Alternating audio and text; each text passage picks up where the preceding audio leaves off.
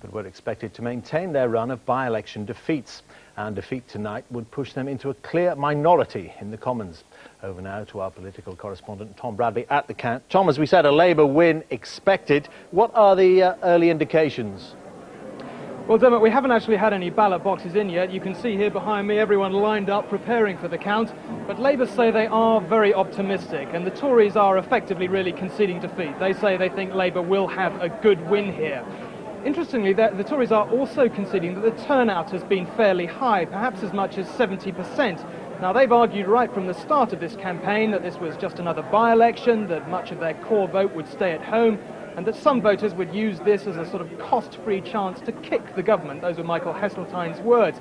Now, if there has been quite a high turnout and some Tory voters can be shown to have bothered to turn out to vote against them, that argument is clearly going to be more difficult to sustain.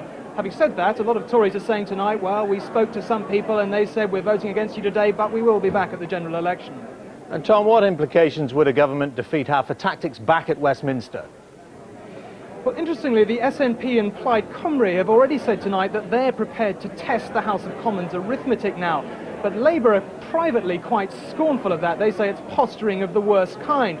And the reason for that is it now seems very clear that the Ulster Unionists are not going to vote against the government. They've got tonight the new powers for the Northern Ireland